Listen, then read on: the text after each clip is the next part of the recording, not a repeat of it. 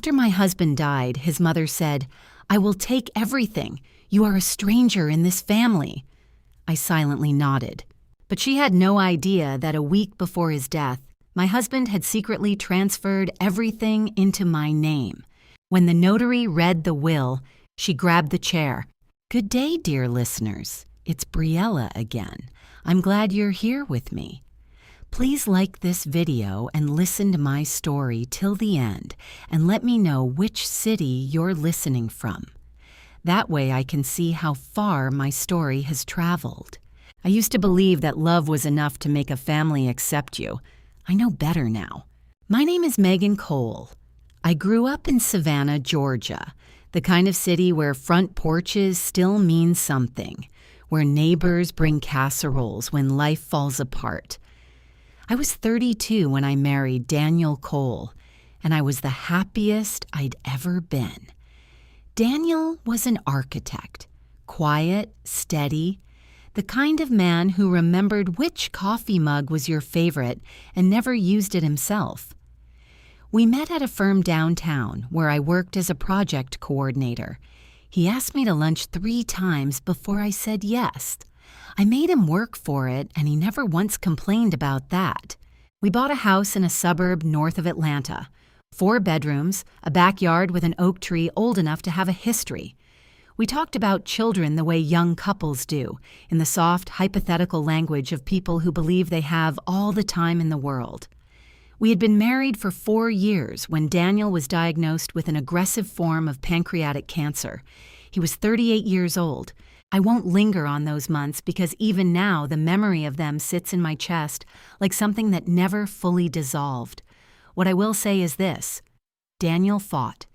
He went to every appointment, tried every treatment his oncologist suggested, and he never once stopped being the man I married. Steady, quiet, present. What I also remember is that during those months, I first began to notice Beverly. Beverly Cole was Daniel's mother. She was 61 years old, a retired bank manager from Marietta, who wore her silver hair like armor and her opinions like a second skin. I had always known she didn't fully approve of me. It was nothing she ever said directly. Beverly was too controlled for directness. It was the way she scanned my kitchen when she visited, the pause before she complimented my cooking, the way she addressed Daniel as though I were simply a pleasant piece of furniture in the room. Her daughter Diane, Daniel's younger sister, was her instrument. Diane repeated Beverly's thoughts with less polish and more noise. Before Daniel got sick, I managed their dynamic by keeping a certain pleasant distance. We had holidays together. We exchanged birthday cards. I smiled at family dinners and told myself that not every mother-in-law is meant to be your friend. It was a sustainable arrangement.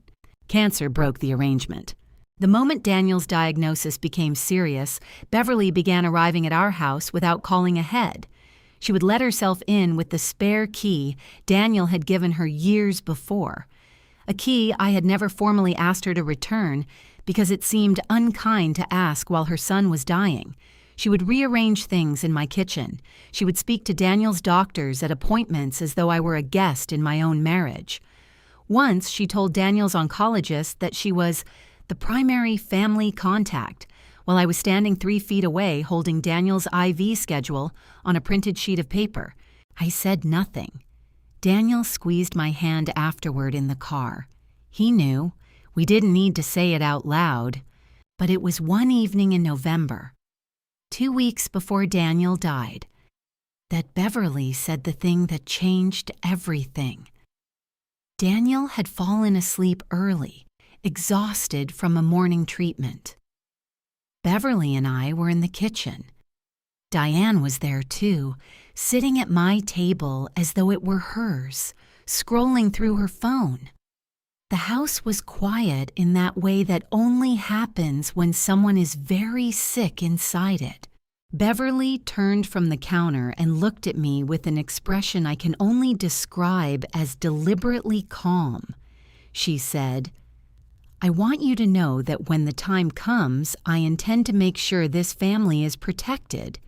Daniel's assets, this house, everything he built, it belongs to the Coles. You've been a fine wife, Megan, but you're not a Cole by blood, and this family takes care of its own." Diane did not look up from her phone. She didn't have to. She had heard this before. I stood in my own kitchen, in the house Daniel and I had chosen together, and I felt something cold move through me. Not grief, not anger, something quieter than both. I nodded once. I said nothing. Beverly seemed satisfied by my silence. She mistook it for acceptance. She had no way of knowing that 7 days before he died, Daniel had sat with a private attorney in this very house and signed documents that rewrote every assumption Beverly had spent months building. She had no way of knowing what was already done. But that night, I didn't know it either. That night, I only knew that I was alone in a way I hadn't been prepared for, and that the woman standing in my kitchen was already measuring the walls.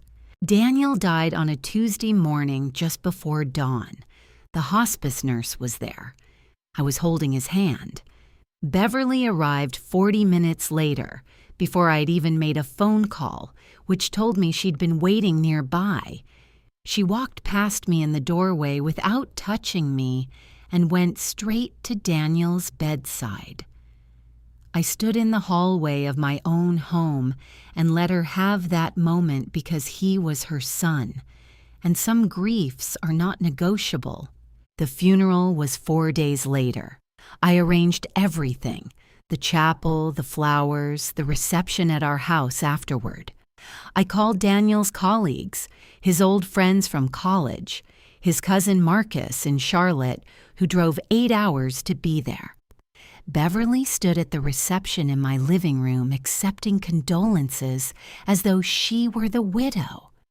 Diane circulated through the guests with a practiced sadness that I recognized as performance. I moved through the afternoon on the specific kind of autopilot that only profound exhaustion produces. It was at the reception, while I was standing near the kitchen doorway with a cup of tea I hadn't drunk, that Beverly approached me. The house was full of people. She stood close enough that only I could hear her. Her voice was pleasant, almost gentle, in the way that a verdict read aloud in a quiet courtroom can sound almost gentle. "We should sit down soon and talk about practical matters," she said. "The house, his accounts, the investments. I've already been in touch with a family attorney. I want this handled correctly." I looked at her. "Daniel had a will," I said. "Wills can be contested," Beverly replied, and smiled the way people smile when they want you to understand that the smile is the threat, especially when there are questions about the circumstances under which they were signed. Then she turned and went to refresh her drink. I set my tea down on the counter and stood very still. Around me, people were talking about Daniel. His laugh, a fishing trip someone remembered, the way he always brought homemade bread to office potlucks. The world was continuing its ordinary motion, and I was standing in the center of my kitchen calculating what I was actually facing. The fear came that night, real fear. Not the ambient dread of the preceding months, but specific, cold, and practical. I sat at the kitchen table after everyone had gone, and I made myself think clearly. Beverly had resources. She had a family attorney she'd already contacted. She had Diane, who would say whatever Beverly needed her to say. She had the narrative of the grieving mother, which in a Southern courtroom, or in the court of family opinion, which can be its own kind of jurisdiction, carries enormous weight. And she had already told me plainly that she intended to contest. What did I have? I had 4 years of marriage. I had joint accounts, a mortgage in both our names, and the memory of a husband who had loved me without apology. I also had, somewhere in the back of my mind, a detail I hadn't fully processed yet. 2 weeks before he died, Daniel had asked me to step out of the room while he spoke privately with a man I didn't recognize. He'd introduced the man as a colleague, but colleagues don't come to dying men's homes with leather briefcases on a Sunday afternoon. I hadn't asked Daniel about it afterward. He'd seemed tired, and I hadn't wanted to add weight to the little time we had left. But now, sitting alone in the kitchen at midnight, I began to think about that Sunday afternoon differently. I needed information before I needed a plan. The next morning, the day after Daniel's funeral, I called my friend Claire. Claire was a paralegal who had worked in estate law for 11 years. She was the kind of person who answered practical questions without dramatizing them, which was exactly what I needed. I told her what Beverly had said at the reception. I told her about the man with the briefcase. There was a pause on the line. "Megan," Claire said carefully, "did Daniel ever mention making any changes to his estate documents?" "No," I said, "but I think he might have." "Then your first step," she said, "is to find out exactly what documents exist and who prepared them. Before Beverly's attorney makes any moves, you need to know what you're standing on." That was my plan. Simple, procedural, and necessary.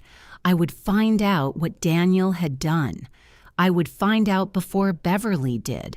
And I would do it quietly, because the moment Beverly knew I was looking, she would begin to move faster than I could. I spent the rest of that day making a list. The name of Daniel's regular attorney, a firm in Buckhead he'd used for standard documents. The name of the man with the briefcase, which I found in Daniel's desk drawer on a business card. Robert Tanner, Estate Planning and Private Counsel, Roswell, Georgia. A phone number, a small gold logo. I held the card in my hand for a long moment. Why would Daniel go outside his regular attorney for estate planning? There was only one answer that made sense, and it settled into me quietly, like something that had been waiting to be understood. He hadn't wanted anyone in the family to know. I called Robert Tanner's office the following morning. His receptionist was polite and efficient, and when I gave her my name, there was a brief pause. Not the pause of confusion, but the pause of recognition. "Mrs. Cole," she said, "Mr. Tanner has been expecting your call. Can you come in Thursday at 2? That pause told me everything I needed to know going in. I drove to Roswell on Thursday in the rain. Tanner's office was in a converted Victorian house on a quiet street lined with old magnolias. The waiting room smelled like wood smoke and old paper, the particular combination of a space that takes its business seriously. Robert Tanner himself was in his mid-50s, methodical in the way that good attorneys always are, with the kind of careful diction that comes from spending decades choosing every word with precision. He shook my hand, offered coffee, and then opened a file on his desk. "Mrs. Cole," he said, "your husband retained my services 6 weeks before his passing. He was very specific about what he wanted and very specific about the timeline. He asked me not to contact you directly until after his death, unless you reached out first. He said, and I'm quoting him from my notes, that he didn't want the last weeks to feel like paperwork." I didn't say anything. I pressed my hands flat on my knees under the desk and waited. Tanner continued. Daniel had executed a new will, signed and witnessed with full legal formality, 7 days before he died. He had also updated the beneficiary designations on his 2 life insurance policies, his 401k, and a brokerage account that Beverly almost certainly didn't know existed. Daniel had opened it quietly 3 years earlier as a long-term investment, separate from our joint finances. The house, already jointly owned, would pass to me by operation of law. The new will named me as the sole beneficiary of his estate, explicitly superseding any prior documents, and included a clause acknowledging that the change had been made of Daniel's own free will, with full mental capacity, without coercion. There was also a letter. Tanner slid it across the desk in a sealed envelope with my name on it in Daniel's handwriting. I didn't open it in the office. I thanked Tanner, scheduled a follow-up appointment to begin formal probate proceedings, and drove to a park 2 blocks away. I sat in my car with the rain on the windshield and opened the envelope. I will keep the contents of that letter private, because some things belong only to the people they were written for. What I will say is that Daniel had understood, with the clear-eyed clarity that sometimes comes to people who know they are dying, exactly what Beverly intended to do. He had watched her for months, the same way I had. He had seen the architecture of her plan before she fully built it, and he had quietly, methodically, made sure she couldn't carry it out. He had protected me. I sat in that car for 20 minutes. Then I drove home. Beverly called that evening. Her voice had the calibrated warmth she deployed when she wanted something. She asked how I was doing, said she'd been thinking about me, mentioned that her attorney, a man named Gerald Foss, had suggested we meet soon to discuss Daniel's affairs together as a family. She said the word family 3 times in 2 minutes. I counted. Of course, I said, I'll be in touch. I hung up and called Claire. She's moving, I told her. Then you need to file, Claire said. Get Tanner to open probate this week. Once the will is entered into court records, it's public. She can still contest it, but it becomes significantly harder and significantly more expensive. You want to be standing on ground she has to fight for, not ground she just walks onto. I called Tanner first thing Friday morning. We filed to open probate that afternoon. What I didn't know was that Diane had been watching my car. Beverly's house was 20 minutes from mine, and Diane had driven past my street twice that week. I found this out later. She had seen me leave on Thursday in the rain, dressed in something other than grief clothes, carrying a folder. She had reported back to Beverly. Beverly's attorney, Gerald Foss, made 3 calls on Friday afternoon, 1 to the probate court, 1 to Daniel's regular firm in Buckhead, and 1 to a private investigator whose name I would learn later. The moment I filed, they knew I had something. They just didn't know what. And that window, between what they suspected and what they could prove, was the only advantage I had.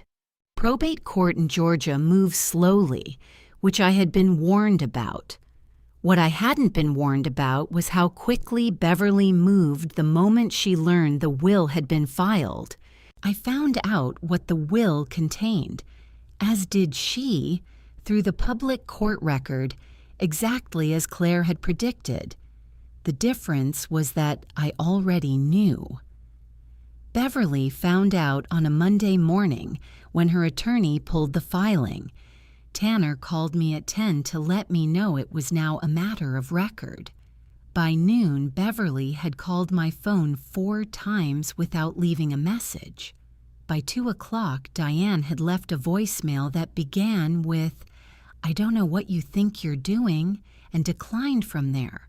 I listened to Diane's message once, saved it, and did not call back. The formal letter came 3 days later on Beverly's attorney's letterhead. Gerald Foss was a competent, aggressive family attorney who had clearly been briefed to lead with intimidation. The letter stated that Beverly Cole intended to contest the will on the grounds of undue influence, the allegation being that I had manipulated a critically ill man into changing his estate documents in my favor. The letter also raised obliquely the question of Daniel's mental capacity in his final weeks, suggesting that the medication he'd been prescribed could have affected his judgment. I read that letter 3 times.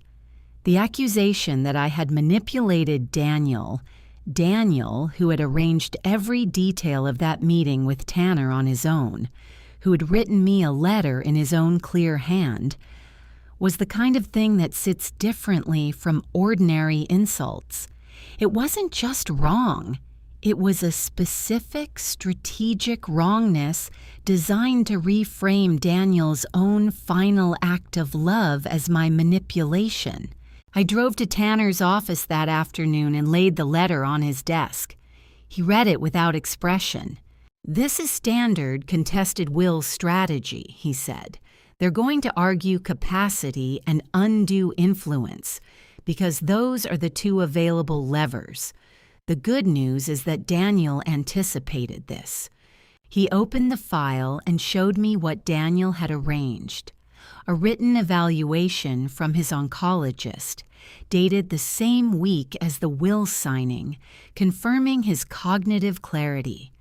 A separate sworn statement from the 2 witnesses to the signing. A neighbor and a former colleague of Daniel's, neither of whom had any relationship with me, and Tanner's own detailed contemporaneous notes documenting Daniel's demeanor, his articulate instructions, and the fact that I had not been present at any point during the signing process. "He built this to withstand a challenge," Tanner said. That was the moment I understood the full depth of what Daniel had done. He hadn't just left me his estate. He had left me a legal architecture designed to protect it. But Beverly wasn't finished. 2 weeks after the attorney's letter, Beverly and Diane showed up at my house. It was a Saturday morning. I watched their car pull into my driveway from the kitchen window, and I felt the particular stillness that comes when you've been expecting something and it finally arrives. I opened the door before they knocked. Beverly stood on my porch in a dark coat, her expression set in the arrangement she used when she believed she was being magnanimous.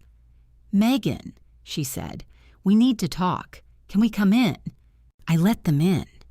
We sat in the living room, the same room where Daniel's reception had been held, where people had told stories about him while Beverly stood accepting condolences. I did not offer coffee. Beverly spoke with controlled precision. She told me that this legal process was going to be long, expensive, and painful for everyone. She told me that contesting the will was the family's right, and she said right the way people say it when they mean power. Then she told me that if I agreed to a settlement, surrendering the house and Daniel's investment accounts, retaining only the life insurance payout, the contest would be dropped and things could end civilly. "Think about your life here, Megan," she said. "You're 35 years old. You have no children, no roots in this city that aren't through Daniel. Why spend the next 2 years in a courtroom? Take what's fair and start over." Diane said nothing. She watched me with her mother's eyes. I looked at Beverly for a long moment. "I'll have my attorney respond," I said. Beverly's composure slipped, just briefly, just at the edges. She had expected tears or yielding, or at minimum a longer conversation she could work on. She had not expected 3 flat words and a closed face. "Megan?" "I'll see you out," I said. They left. I closed the door and stood in the hallway with my back against it, listening to their car reverse out of the driveway. My hands were shaking slightly. Not from fear exactly, but from the effort of the preceding 15 minutes. I called Tanner and reported the conversation. He told me to document it in writing immediately, which I did. Then I booked 4 nights at a small inn in the North Georgia mountains that Daniel and I had visited twice before. I told no one where I was going except Claire. I packed a bag, drove north, and spent 4 days walking trails and sitting by a fire and doing nothing that resembled strategy. I needed to return to myself before I could finish this. I came back from the mountains on a Wednesday. The house felt different when I unlocked the door. Or perhaps I was different. 4 days of silence and cold air had clarified something in me that the preceding weeks of legal paperwork and grief and hostility had been slowly obscuring. I had been reacting. From this point forward, I intended to move by my own design. Beverly's first attempt at a different approach came 9 days after the living room confrontation. Not a visit this time. A phone call, and not from Beverly herself, but from Daniel's uncle Raymond.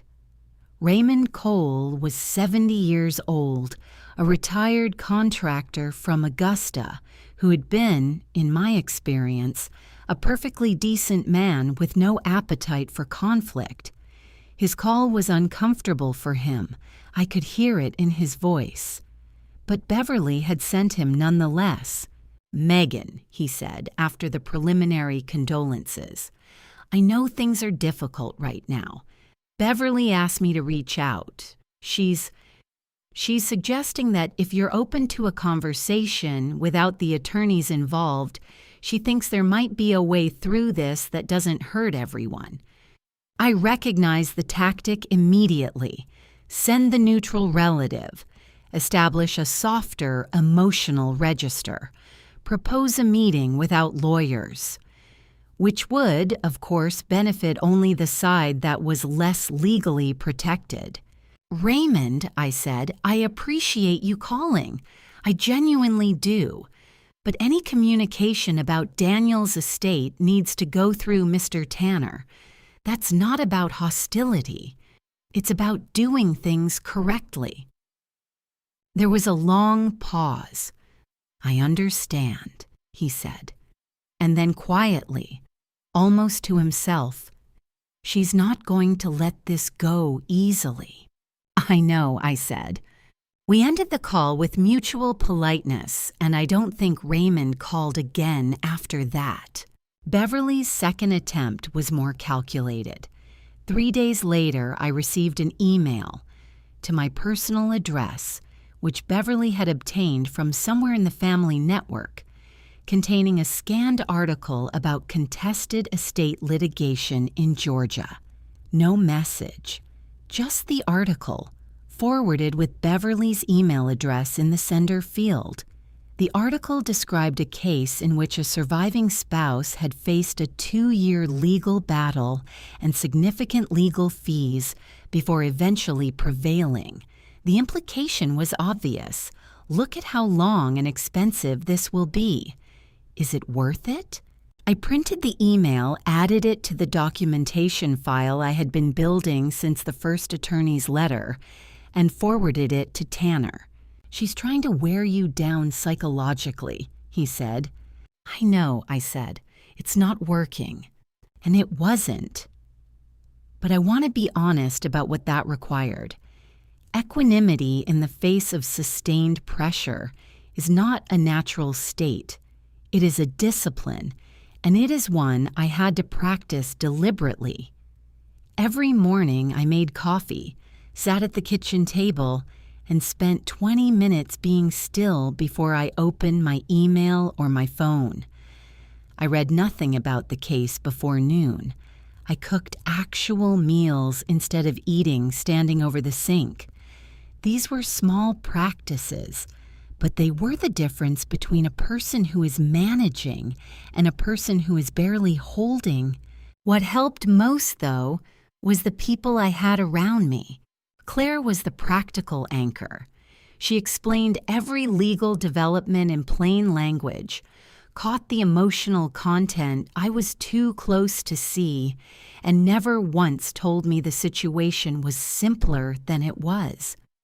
My friend Joanna, who had known me since college, drove down from Nashville for a long weekend in December.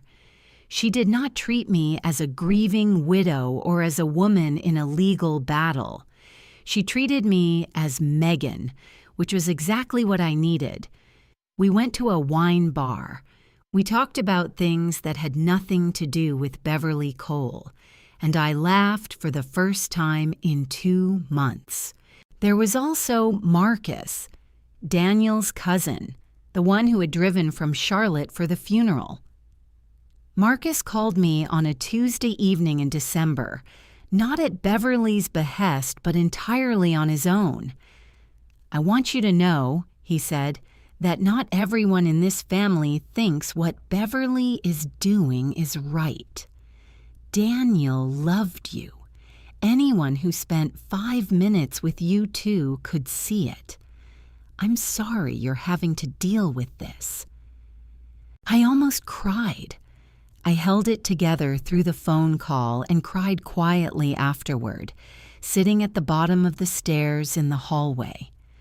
Not from sadness exactly, from the specific relief of being seen by someone who had known Daniel, being affirmed in a reality that Beverly and Diane had been working week by week to dismantle. I had a legal architect named Tanner. I had a practical friend named Claire. I had Joanna and Marcus. That was the team I was going to finish this with. Beverly, watching from whatever distance she kept, saw that I was not wilting. I later learned from Marcus that this frustrated her. She had assumed isolation would follow grief, that without Daniel I would be unmoored and manageable. She had miscalculated the kind of person I was. She and Diane began making other preparations. It was a Saturday in January, 4 months after Daniel's death, when Beverly arrived at my door again. This time she came alone. No Diane. No attorney's letter preceding the visit. She stood on my porch with a ceramic dish covered in foil, a casserole, as though we were neighbors experiencing a mild inconvenience rather than adversaries in a probate dispute. And she was smiling the way women smile when they want you to believe the war is over. I let her in because refusing entry accomplishes nothing except providing a grievance narrative, and I had been counseled by Tanner to keep all interactions documented and controlled rather than hostile. We sat at the kitchen table. She had brought, she said, a chicken casserole. She set it on the counter. She accepted the glass of water I offered, and then she began. She started with grief, specifically her own. She talked about Daniel as a child, about the particular loneliness of outliving your son, about the sleepless nights and the empty Sundays. Some of it, I believed, was genuine. Beverly Cole was not a woman without real emotion. She was a woman who deployed real emotion strategically, and the combination makes something more dangerous than simple cynicism. "I've been doing a lot of thinking," she said after a while, "about the way things have been between us. I don't want to spend whatever time I have left fighting with my son's widow." She paused. I said nothing. "I want to make a real offer, Megan, not through attorneys, from me to you at this table." She folded her hands. "I'm willing to ask Gerald to withdraw the contest, completely, no conditions, if we can agree on one thing." I waited. "The house," she said. "Just the house. Everything else, the accounts, the insurance, all of it. It's yours." But the house was in the Cole family for years before Daniel bought it. It has meaning for us. I want to know it stays in the family." She looked at me with the expression of a woman making a painful concession. I looked back at her. The house had not been in the Cole family before Daniel bought it. Daniel had found it through a real estate listing, had negotiated the purchase himself, and had put it in both our names as a marital home. Beverly had visited it perhaps a dozen times in 4 years. The Cole family meaning she was invoking did not exist. More importantly, the will left me the entire estate. Accepting this offer would mean voluntarily surrendering the single largest asset Daniel had left me in exchange for dropping a will contest that Tanner had told me, privately, candidly, had a low probability of success. Beverly was asking me to trade a real asset for the removal of a threat that had limited practical power. "Beverly," I said, "I know what this offer is." Her expression didn't change. "You're asking me to give up the house in exchange for dropping a contest that your own attorney has probably told you is difficult to win. You're not conceding anything. You're hoping I don't know the strength of my own position." The warmth in Beverly's face went out like a light switched off. What replaced it was something I had only seen briefly before. In the kitchen, the night she'd told me I was not a Cole by blood. The controlled, certain coldness of a woman who has decided that obstacles are to be removed. "You're making a mistake," she said quietly. "A serious one. I have resources you don't have. I have history in this city, connections that go back 30 years. I can make this process painful in ways that have nothing to do with the law. Socially, professionally. People listen to me." There it was, behind the casserole and the folded hands and the talk of loneliness. There it was. "I'm sure they do," I said. "I'd like you to leave now." She stood. For a moment she stood looking at me as though calculating whether there was another angle she hadn't tried. Then she picked up her purse and walked to the door. At the threshold she turned. "You have no idea what this family is capable of, Megan." "I'm starting to," I said. She left. The door closed. I stood in the kitchen for a moment, and I will admit this. I was afraid. Beverly's threat about social and professional influence was not empty air. She was a 61-year-old woman from Marietta with genuine connections and genuine resources and a genuine willingness to use them. What she had just outlined, a campaign of social pressure and reputational damage, was real, but the fear did something I hadn't expected. It didn't paralyze me. It clarified me. Fear, when you are already decided, becomes a kind of fuel. I took Beverly's casserole and put it in the refrigerator. Then I sat down and wrote a detailed contemporaneous account of the entire conversation, including the specific threat she had made. I emailed it to Tanner with a subject line that read, "Documentation. Verbal threat, January 18th. He responded within 2 hours. This is useful. Keep going." I intended to. The probate hearing was scheduled for a Thursday in late February. Beverly's attorney had filed the formal contest 3 weeks earlier as expected. Undue influence and capacity, exactly the 2 levers Tanner had predicted. Gerald Foss had submitted affidavits from 2 of Beverly's friends, both of whom claimed to have observed me behaving in a controlling manner toward Daniel during his illness. One affidavit described me intercepting communications between Daniel and Beverly. The other claimed I had discouraged Daniel from seeing family in his final weeks. I read these affidavits carefully. Both were plausible-sounding, vague constructions of events that had not occurred, designed to create an emotional picture rather than establish legal facts. Beverly's friends had not spent meaningful time at our house during Daniel's illness. They were producing narratives that Beverly had provided them. Tanner was unmoved. "The standard of proof for undue influence is high," he said. "They need to show that your influence was so overwhelming it substituted your judgment for his. Given what Daniel prepared, that's going to be very difficult for them to establish." The morning of the hearing, I dressed carefully. Not formally, not in a way that would read as performance. Simply well.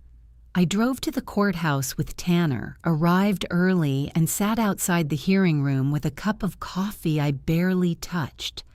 Beverly and Diane arrived 10 minutes later. Beverly was in a dark suit. She looked at me once, briefly, and then looked away. Diane did not look at me at all. Gerald Foss, Beverly's attorney, was a broad-shouldered man in his 60s who had the particular confidence of someone who had won more hearings than he'd lost. He shook Tanner's hand with the professionalism of opponents who know each other's work and then settled in to present his case. The hearing was before a probate judge, not a jury, which mattered. Probate judges are specialists. They hear contested wills regularly. They are largely immune to the emotional performances that sometimes move lay juries. Foss presented first. He outlined the capacity argument. Daniel had been on significant pain medication in his final weeks. The will had been signed under conditions of physical and emotional vulnerability, and the dramatic change in beneficiary from a will that had previously included Beverly as a partial heir indicated that something had interfered with Daniel's normal judgment. Then Tanner presented what Daniel had prepared. The oncologist's evaluation came first, a written assessment from Dr. Patricia Hendricks at Emory, dated 6 days before the signing, confirming that Daniel retained full cognitive function and decision-making capacity. Dr. Hendricks had anticipated being called on this and had written the evaluation in explicit, clinical language. Foss objected on grounds of foundation. The judge overruled him. Next came the witness statements. The 2 people who had witnessed Daniel's signing were present in person. Gerald Marsh, a retired engineer who had been Daniel's neighbor for 6 years, and Sandra Obi, a former colleague who had maintained a friendship with Daniel throughout his illness. Neither had any relationship with me prior to witnessing the will. Both gave clear, consistent accounts of Daniel's demeanor, lucid, deliberate, and without any indication of coercion. "Was Mrs. Cole present at any point during the signing?" Tanner asked Sandra Obi. "No," she said. Mr. Cole specifically asked that she not be present.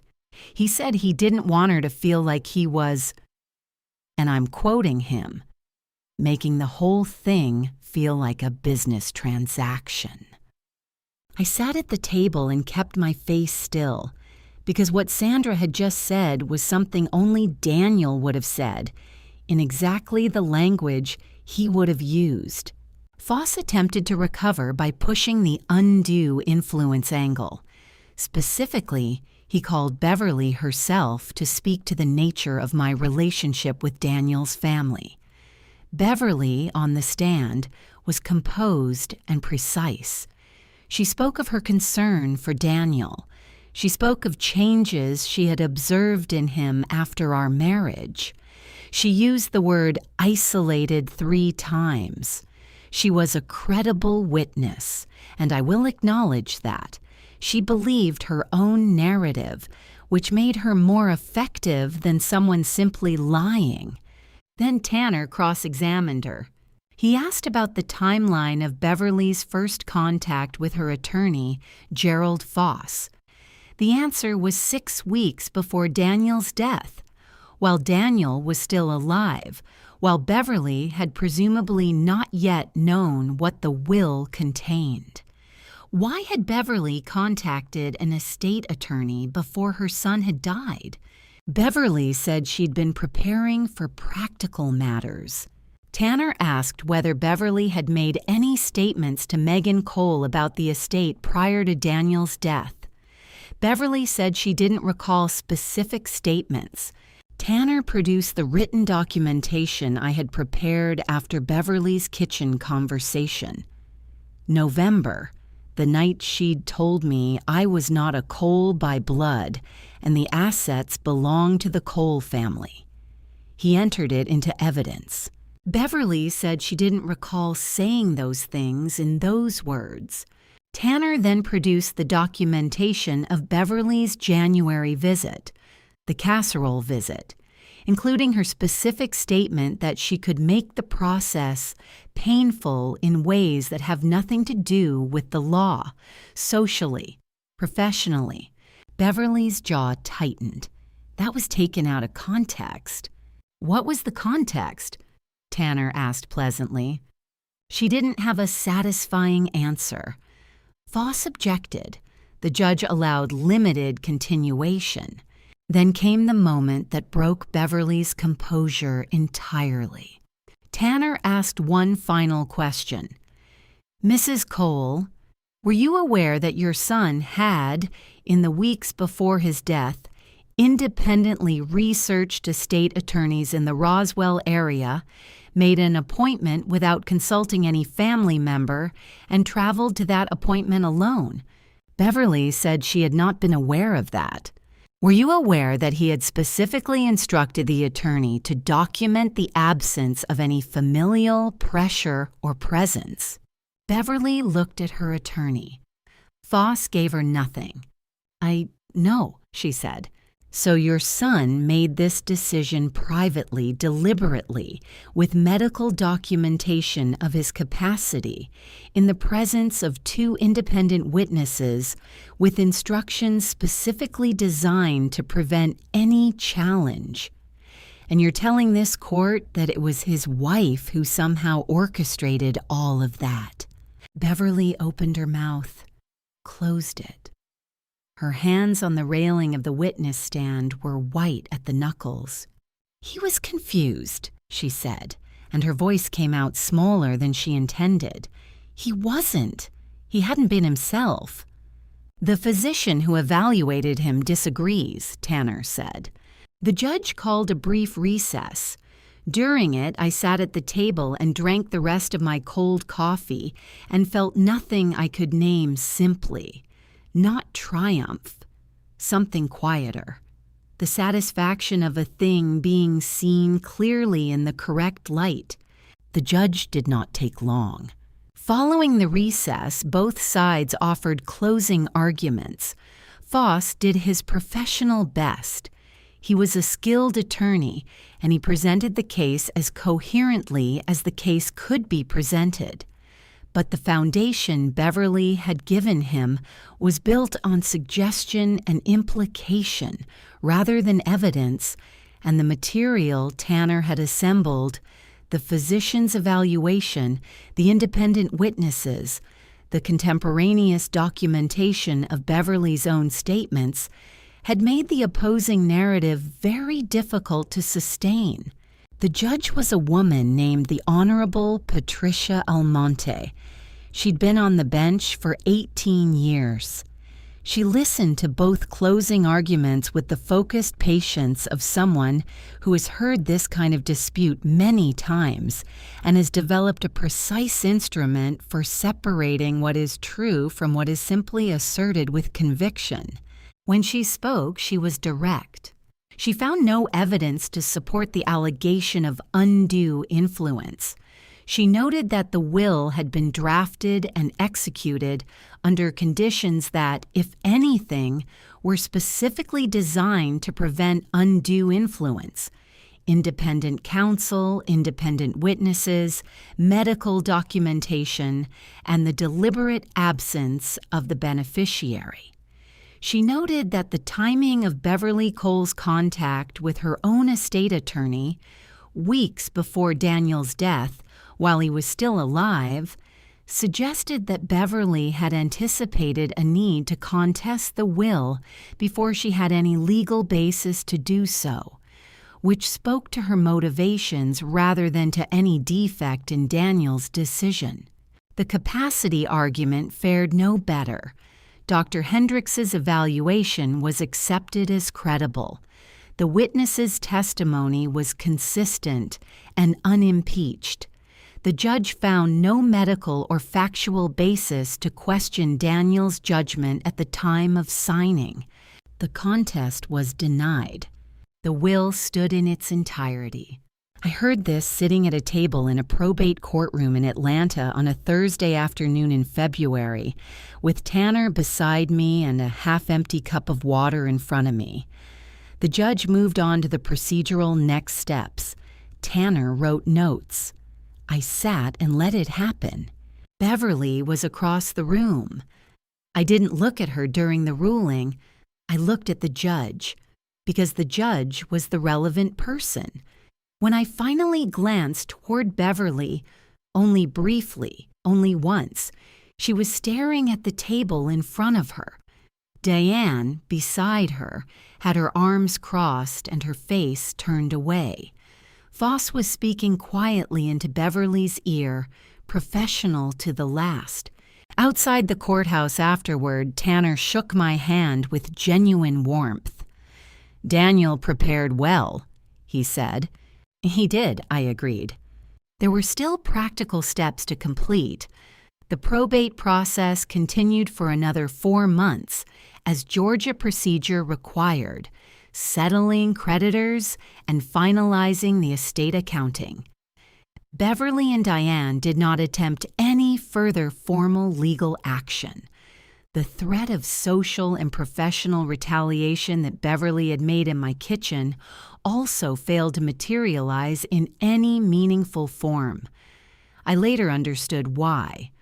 When a court publicly finds against your credibility in the manner it had found against Beverly's, the social capital required for a sustained reputational campaign is substantially diminished. People in their circle of Marietta acquaintances knew what had happened. The story was not easy to spin. Beverly did not contact me again. Diane sent one text, 3 weeks after the ruling, a single sentence. "I hope you're happy." I read it, set the phone down, and went back to what I had been doing. What I had been doing was beginning the long, ordinary process of deciding what my life was going to be. That process was not dramatic. It was simply what came next. Spring came that year in the particular way it comes in North Atlanta. Suddenly, as though it had been waiting just outside the door. The oak tree in the backyard put out new leaves with a speed that felt almost deliberate. I made a decision in April. I was going to stay in the house. I know what people sometimes say about that it must be too full of memory, too heavy with grief, and I won't pretend those things aren't true. Daniel is in that house, in the way the kitchen light hits the counter in the late afternoon, in the squeak of the second stair, in the garden bed along the south fence that he dug the summer before he got sick. Living there is a continuous low-frequency presence of him, and I have made my peace with that. It is not a haunting. It is a home. By May, I had gone back to work full-time. I signed up for a landscape design class at a community college in the fall, something I'd been curious about for years. I went with Joanna to Portugal in October, which had been on a list Daniel and I kept on the refrigerator for years. I went because it had been on the list, and because crossing things off a list you made with someone you loved is one of the more complicated forms of continuity available to you. I stayed in touch with Marcus, and we had dinners with Daniel's old friends. Evenings where people remembered him honestly, with humor and specificity, the way you want the people you love to be remembered. By the following spring, I was different than I had been, not unrecognizable, not hardened, simply more certain of what I was, and less willing to apologize for it. As for Beverly and Diane, Beverly had spoken openly to her circle about her certainty she would prevail. The ruling contradicted this publicly and completely. Her social authority diminished. Two close friends withdrew over the following year. The contest had cost her significantly from her own retirement savings. Money she never recovered. Diane's marriage did not survive the year. She moved back to Marietta, into the house she grew up in, working through a reckoning she had long deferred by staying focused on other people's lives. I do not gloat. Their consequences were real and proportional, and that is all I need to say. But I would be dishonest if I said it gave me no satisfaction. It gave me the particular satisfaction of a thing that went as it should. I thought of Daniel often through all of this. He had known Beverly. He had known exactly what she was capable of, and he had spent the last reserves of his energy making sure she couldn't take from me what he had built for us. That act of love was not small. It was among the largest things anyone has ever done for me. I planted dahlias in the garden bed along the south fence that second April. They came up in July in every color available, extravagant and slightly excessive, exactly the way Daniel would have liked them. This story ends with triumph, but what it required along the way was clarity. In the middle of grief and threat, sometimes you have to act first and feel later. Sometimes the most powerful thing you can do is stay still, say little, and let what is true stand on its own. Beverly mistook my silence for weakness. She didn't understand that silence is sometimes the last thing you do before you begin. If someone has ever told you that you don't belong, that what you built isn't yours, know this: their certainty is not reality. They are betting you'll accept their version. You don't have to. What would you have done? Leave a comment, share this story, and thank you truly for listening.